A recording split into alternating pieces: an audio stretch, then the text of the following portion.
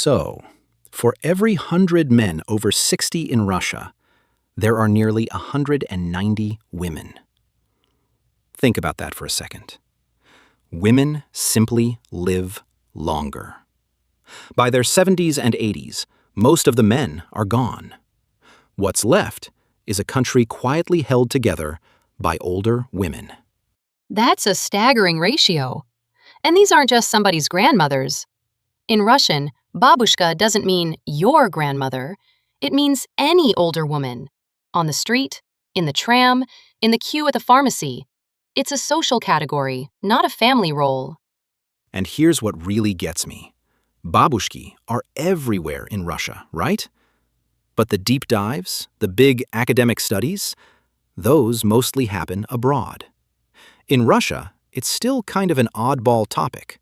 The best articles go straight to English-language journals because Western scholars are obsessed with what these women reveal about gender, age, family dynamics, the works. So it takes an outsider to see what Russians just live with and never question. Exactly. In Russia, these women just keep going, quietly, almost invisibly, shaping the whole culture. But it takes someone from the outside to realize, wait, this is extraordinary. And to really capture that, forget stats for a moment. Let's bring in Eduard Limonov, writer, provocateur, professional troublemaker. He gave this wild lecture called, "Where Do Old Women Come From?" It's part memoir, part cultural MRI scan. There's a bit I've got to read, because Limonov nails it like nobody else. Hit us with it. In December 1989, for the first time after 15 years of living in the West, I was able to return to the Soviet Union. Among the many striking discoveries I made in my own country, I remember being especially struck by the fact that the same old men and women were still wandering the streets of Russian cities. The same, typically Russian, patriarchal-looking figures I had left behind in 1974. A gray, downy headscarf, a frayed fur collar on a time-worn quilted coat, boots cracked like hooves for the women, a shabby hat, a quilted coat, and the same cloven hoof-like footwear for the old men, plus a cane and a bag thrown in for good measure. By my calculations, they should have died out long ago. It turned out that all of them were living abnormally long lives and must have been at least 90 years old. The simple truth that these were not the same old women, but Russian citizens who had grown old during my years of absence, people who had been 50 at the time of my departure, did not dawn on me immediately. I realized it only after I went to Kharkiv and saw my parents. His own parents. Strangers in the same old coat. From lively parents just past 50, they too had come to look like the old people of the 1974 vintage. Cleaner, admittedly. That was when it finally hit me. The relay race of a peculiar Russian old age is passed down from generation to generation. Feels as though generations of old people, like actors in a theater, take each other's clothes and change costumes. The clothes are identical, down to the buttons, and the faces are the same as those of the old people of my youth. Today's American or French pensioner looks nothing like a pensioner of the 1950s, let alone a pre-war American old man. The clothes are brighter, more varied, fresher. The bodies are fuller, more muscular. Facial expressions are different. Completely different. The faces are different. This is obvious if you compare them with old photographs. The same can be observed throughout Western Europe, even in places like Latin America, Malaysia, or Singapore. Their old people from different eras are different. Boots cracked like hooves. That's brutal. And weirdly tender, too. You can see it, right? And that's the punchline. Russian old age is literally a costume, handed down generation to generation. Same buttons, same face. Everywhere else, old people look different with every decade. In Russia, they come off the same assembly line. It's a relay race, where nobody even thinks about changing the costume. A relay race of costumes. And honestly, that image, that costume, it's the key to everything we're talking about today. Because Babushka, that's not just a person. It's a role. There's a script, stage directions, the whole production. And as soon as a Russian woman hits a certain age, the expectation is, here, put this on, whether you want to or not. Nobody asks. But before we hand anyone the costume, hi, I'm Gregory. And I'm Dina. And today, we're talking about the women who are everywhere in Russia, invisible in plain sight, and more powerful than anyone admits. From the park bench outside your block, to the voting booth, to the kitchen table, all the way up to the Kremlin's propaganda machine. This is the story of the Babushka.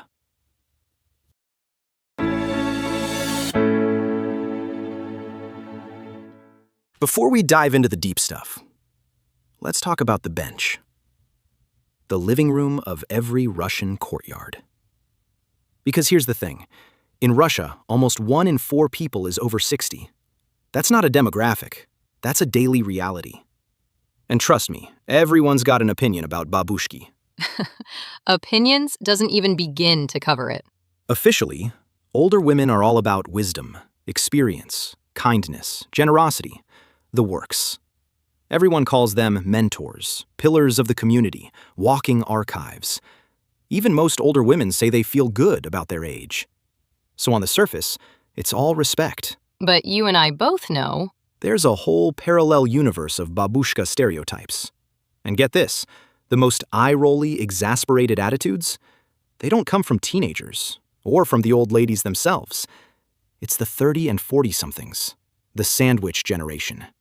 They're juggling parents who are aging, noticing their quirks dial up to 11, finding every conversation a potential minefield. the very people who are about to get handed the costume and a seat on the bench. Exactly. And if you've ever walked through a Russian town, especially a small one, you know the bench. Babushki perched in front of apartment blocks day after day, like sentries and storytellers in one. Same corner, same faces. They cover everything. Who's fighting, who's getting divorced, who borrowed sugar, what Putin said this week, what's happening 3 blocks over.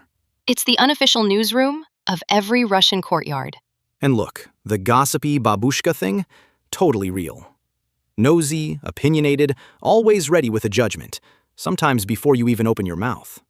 But, and this matters, these women are also the glue. They connect generations, settle disputes, keep the neighborhood running. The bench isn't just a bench, it's the control center. It's a stage. Everyday drama, no tickets required. Exactly. A stage where traditions meet daily life, and small-town politics meet daily gossip. The humor is endless. Memes about babushki spreading rumors faster than Wi-Fi. The silent babushka who just sits there. Kids screaming, people arguing, chaos everywhere. And she's got that deadpan stare that says, "I've survived worse. Don't test me." Or the bus babushka. Classic. Young passenger asks politely, "Grandma, where are you going so early?" She snaps back, "I don't give a damn where, as long as you young people don't get a seat." She's bold, blunt, and completely unapologetic. And then there's babushka meme high art. Take Vasya Loshkin's classic painting, furious old woman cutting a wire, captioned, "Screw the internet, you're getting nothing." The pure, distilled spirit of grumpy, tech-hating grandma. And my personal favorite? The viral legend of a 73-year-old pensioner from 2 men stuns a postman, steals 3.5 million rubles, and jets off to Thailand for a luxury retirement. People ate it up. That's how you do retirement. Enjoy the beach, Granny. Then, of course, the police had to ruin the fun. Turns out the whole story was made up straight from a satire site. But the fact everyone believed it and cheered tells you something. Babushka as folk hero. Robin Hood in a headscarf. Except she's robbing for herself. Which, honestly, is way more relatable. And then you get the real stuff. Not memes, not urban legends, but the infamous Babushka scheme. Here's how it goes. Grandma sells her apartment, signs all the paperwork, takes the cash, and then heads to court, claiming she was confused, vulnerable, taken for a ride. And sometimes, the court gives her the apartment back. The buyer loses the flat and the cash. Wait, seriously? That works? It works because the system assumes she's helpless. The stereotype turns into armor. Who's going to argue in court that an 80-year-old babushka is a strategic mastermind? That's dark and brilliant and deeply unfair to the buyer. Though I suppose the buyer's mistake was forgetting who they were dealing with. Exactly. The babushka costume carries so much cultural weight that even the legal system bends around it. The perception of vulnerability flips into power. Very particular, very effective power. The headscarf as bulletproof vest. And then there's the wild card. Old Lady Shapoklyak from Cheburashka. Top hat, pet rat, more mischief than manners. She's clever, tricky, sometimes borderline villainous. The anti-babushka. A delightful outlier in a sea of headscarves. The exception that proves the costume rule.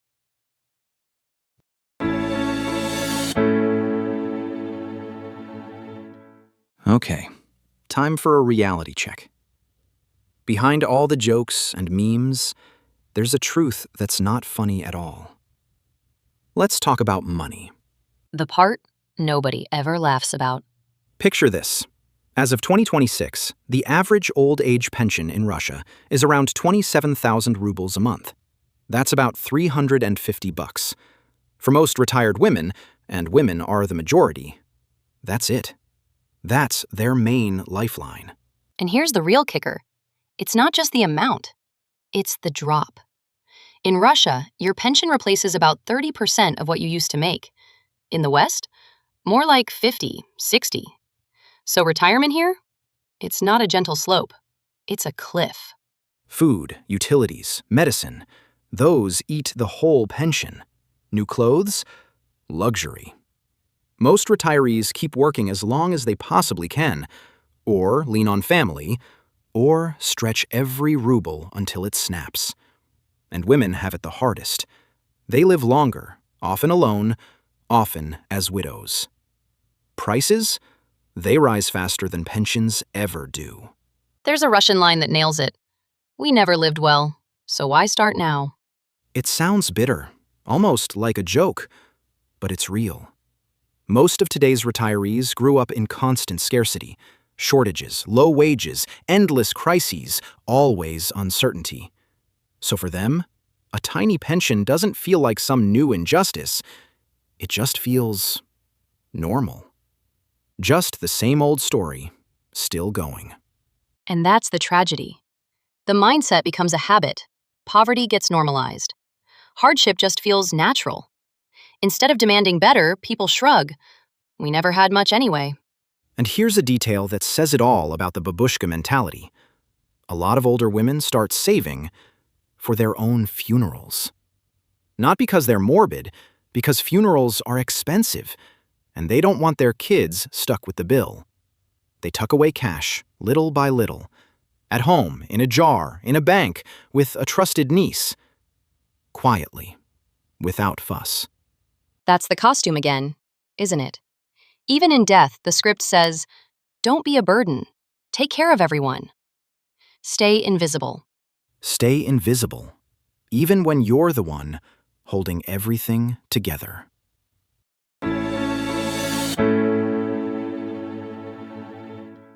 Let's zoom in. What do babushki actually do in families? The economic squeeze, the tiny pensions, that scarcity mindset, it's the backdrop. With so little financial freedom, a lot of older women pour themselves into caregiving. And it's not just out of love, it's out of sheer necessity. Jennifer Utrata's research nails this. She looked at how age and gender mix in family life and found grandmothers do the lion's share of unpaid work. Cooking, cleaning, chasing after grandkids, keeping the household afloat. Everything. Meanwhile, younger women get youth privilege, mobility, jobs, cultural permission to chase their own thing. So the caregiving lands right on the grandmothers, and the whole system just sort of works.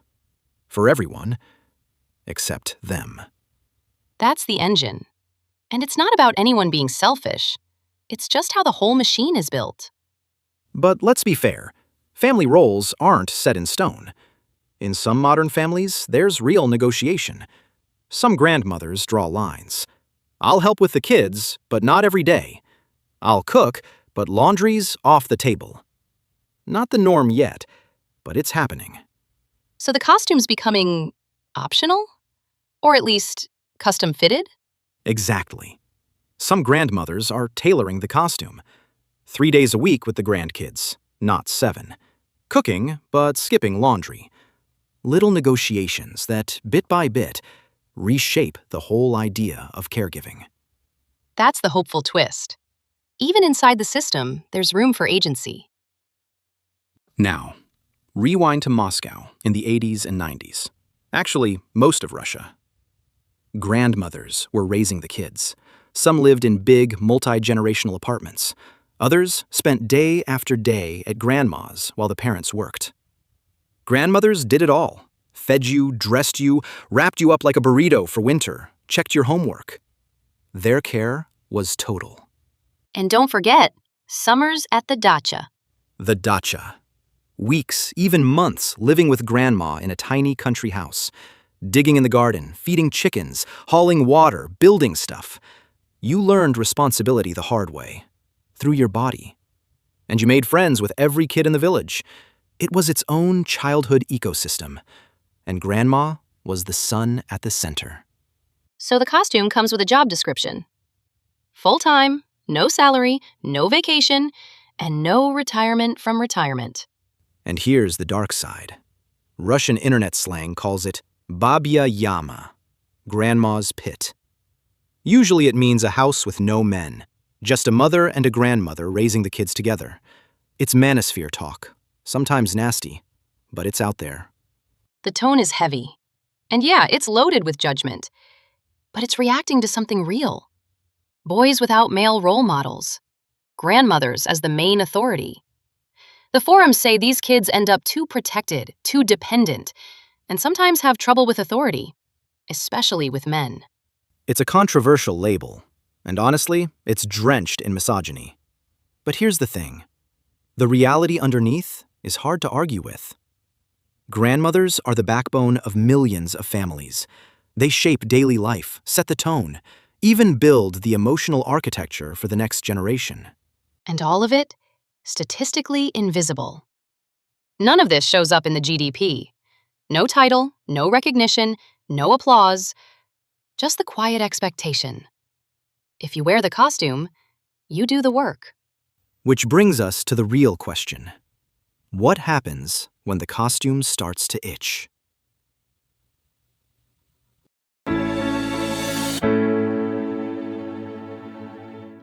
So here's where it gets uncomfortable. Because all this, the caregiving, the self-sacrifice, the funeral savings, the bench, it looks like choice. Like Russian grandmothers are just wired this way. But sociologist Anna Shadrina says, Babushka isn't just family. It's a role society hands you. Script, costume, stage directions, and all. And that script? It's got stage directions. Modest. Don't complain. Selfless. Fade out of public life. Take care of everyone. Don't spend on yourself. Don't talk about your aches and pains. Endure. Endure. Endure. Age, gender, class, they decide when you're old enough for the script. And sure, lots of women look like they embrace it. But Shadrina shows the pressures, ageism, tiny pensions, no real alternatives, make it nearly mandatory. It's sold as choice, but the script's got almost no rewrites allowed. And you feel it in the tiny details. Older women get side-eyed in public. If they try to treat themselves, people judge. Go shopping and staff assume you're just browsing. It's like certain services, not for you, Grandma. As if wanting things just stops after a certain age. And then there's the deeper thing. Needing help is seen as weakness. If you're old and need support, money, care, anything, it's a flaw. Endurance? That's the real badge of honor. The babushka who never complains, powers through sickness, says, "I'm fine, no matter what," she's the gold standard. Stoic, silent, never a bother. So the script tells her, don't show weakness. Downplay how tired, lonely, or sick you are. Keep performing strength, even when you're falling apart. It's a weird paradox. Babushka gets respect for patience and sacrifice, but loses autonomy, visibility, authority. Praised for endurance, but denied real agency. And gender makes it worse. Men age into status. Women? Not so much. Their bodies get hyper-visible. Everyone's got an opinion, but their choices and voices get ignored. Women who've lived abroad feel this contrast hard. Elsewhere, they feel attractive, alive, independent. Back in Russia, the costume is waiting at the door. But there's resistance. Quiet, but real. Some women push back with how they dress, what they do, who they hang out with. They insist, call me by my name, not grandmother. Little acts of rebellion against the script. That's the key. Everyone acts like the costume is inevitable. Just what happens when you get old here. But it's not. It's constructed by culture, by economics, by social pressure. Shadrina puts it perfectly. Aging in Russia isn't just biology. It's a negotiation with culture, a tug of war for identity, autonomy, respect. Every woman who quietly refuses the script exposes the whole thing as a setup. Getting old in Russia isn't just about your body. It's about dodging scripts that limit your life, tell you to be passive, erase who you are. Babushka is both comforting and political, a symbol of love, but also of inequality. A costume that looks like tradition, but really, it's a cage.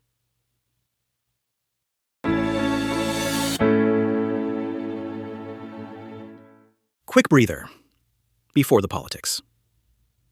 We don't have sponsors. Turns out $350 a month isn't a demographic advertisers fight over. Their loss. But we do have a Patreon. If this episode is doing something for you, that's where you keep us going.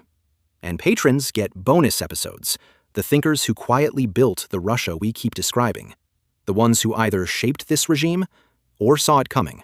2 are already up. The first, Vadim Tsimborsky. In 1993, he wrote a paper that reads like a leaked memo from 2026. That's not a metaphor.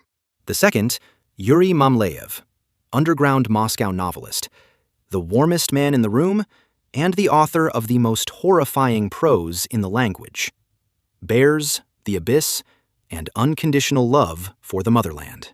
And what's next? This is the good part. Alexander Solzhenitsyn, dropping very soon. 1994, the most famous dissident alive comes home from exile, not by plane, but by train. 2 months, coast to coast across Russia, lecturing the whole country off a railway platform. The man who wrote The Gulag Archipelago, Russia's conscience, returning to its body. And here's the twist we build the episode on. He didn't just expose the old regime. He predicted the collapse of this one, then watched Putin quietly adopt his ideas on his own terms. A prophet in a white coat, handing a country its diagnosis, whether it asked or not. Links in the description. Okay, back to the babushki.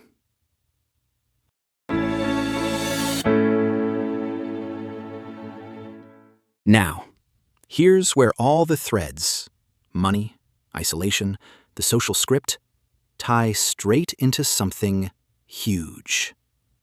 Politics. The Babushka vote. And it's a force. Babushki might be the most reliable pro-government voters in Russia. And their loyalty? It's not just habit. It's woven from everything we've talked about. Most grew up Soviet. Stability, hierarchy, following rules. Change is scary. The government they know feels safe.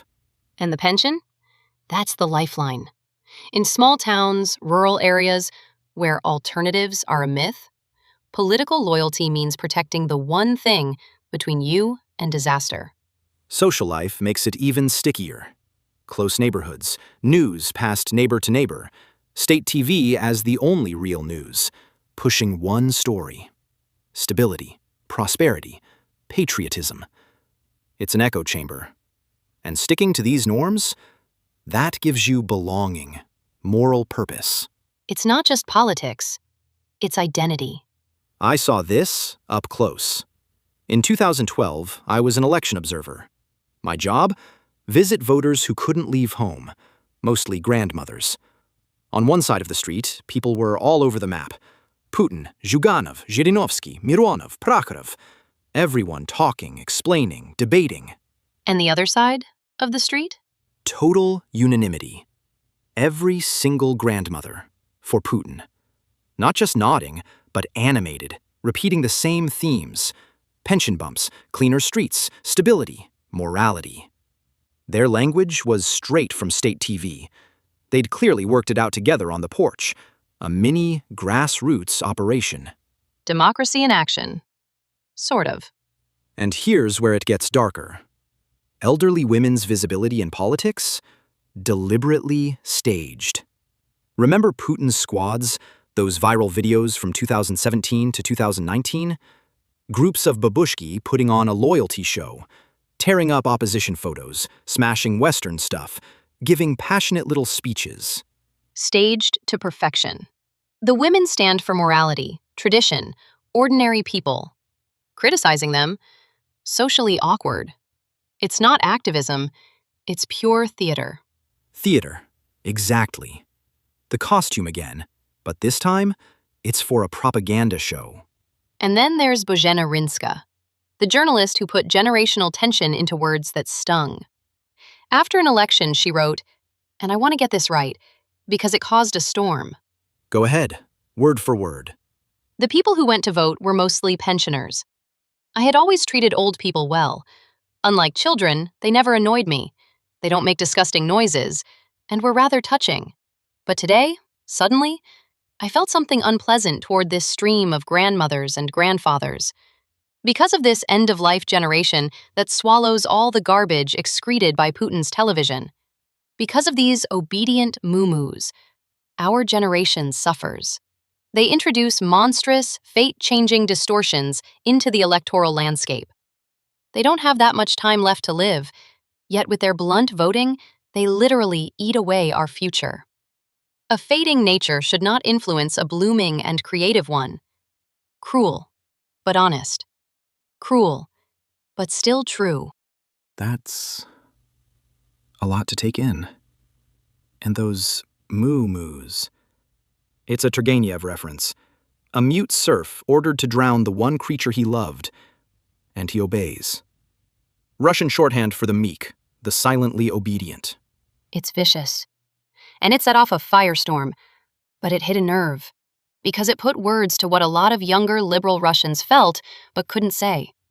The frustration of having your future decided by people who, in this view, won't live to see the consequences.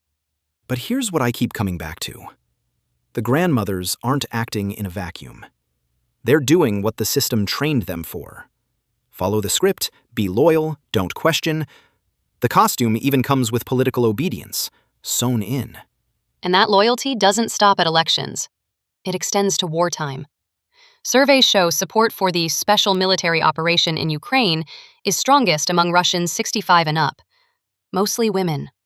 Knitting socks for soldiers, donating pensions, making symbolic gestures. State media frames it as moral duty. We survived worse. Someone has to stand up to the West. For many isolated grandmothers, it's not even about geopolitics. It's about meaning, belonging, stability. Picture this. You're 75, living alone, husband's gone, kids call once a week, maybe. Then someone gives you wool and needles and says, "Knit socks for our boys at the front." Suddenly you have a purpose. You're part of something. The historical narrative, "We survived worse, our grandmothers fed soldiers in 43, gives your tiny act a cosmic weight. The costume gives you a part in a story bigger than yourself. And for someone made invisible by everything we've just described, that's not nothing. It's not nothing, and that's exactly what makes the political exploitation so insidious. It takes a real human need, a need for connection, for meaning, and turns it into propaganda. And then there's the image that sums it up. The grandmother with the banner. An old woman holding a red Soviet flag. Instantly, World War II, survival, sacrifice, history. She doesn't argue, doesn't explain. Her silence makes her the perfect symbol of moral support. Except, here's the real story. Spring of 2022, a village near Kharkiv. An old woman comes out to soldiers with a faded Soviet flag, thinking they're Russian, wanting to welcome them. But they're Ukrainian. They hand her food. One of them takes the flag and stamps it into the mud. Russian TV cut the clip to make it look like she was cheering the invasion. Overnight, she's Babushka Z. Murals, posters, postcards, even a monument unveiled in Mariupol. The woman herself? She never supported the war, and a Russian shell later destroyed her home. She just wanted the violence to stop. But the symbol had already run wild, far past the actual woman. The costume was put on her, by others, for their own purposes. And that's maybe the most powerful example of everything we've been talking about. The babushka as symbol is so loaded, it can be used even against the actual woman's wishes.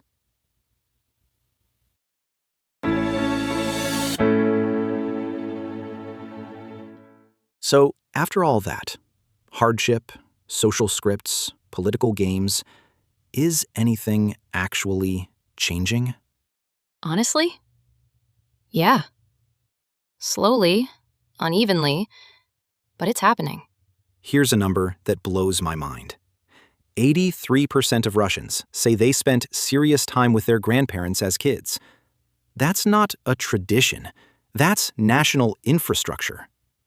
But here's the twist. Recent surveys, including data from the VCIOM poll, show that about 35% of Russians now believe grandparents should focus on their own lives, not just childcare. Among millennials and Gen Z, nearly half. That's a real shift. Most still see childcare as part of the job, but grandparents for themselves is catching on. People are living longer, healthier, and want fulfillment. The costume's starting to feel optional. And in big cities, it's real. Moscow's longevity program? Free courses, clubs, workshops, seniors learning Italian, painting, dancing, volunteering. Some are traveling. Some take part-time jobs because they want to, not because they have to. Even outside Moscow, in Ulyanovsk or Siberia, you've got active longevity programs, fitness classes, workshops, community meetups. Smaller scale, same direction. Retirement as a next chapter, not a waiting room. And here's the key. Family ties and personal independence don't cancel each other out. Grandmothers can support their families and have a life of their own. That's the real revolution. Not ditching the role, but expanding it. Of course, it's fragile, uneven across the country. The shift is real, but not guaranteed. Or maybe, for the first time, grandmothers get to choose which parts of the costume to keep, which to take off. It's not automatic anymore. It's a choice. And that's where Limonov's relay race metaphor might finally be slowing down. Not everywhere, not for everyone, but for some, the buttons on the costume are finally different. Different buttons. Same strength. Maybe that's the real relay, not of costumes, but of something harder to see. Resilience. Adaptability. Keeping a family going on $350 a month and still learning Italian. or painting, or dancing, or just sitting on the bench because you want to, not because the script says to.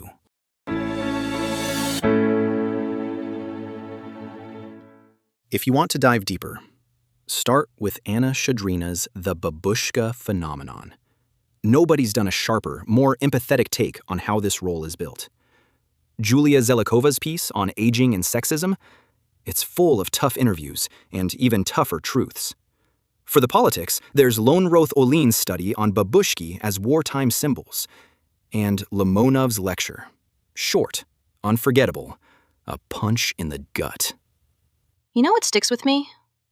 The funeral savings.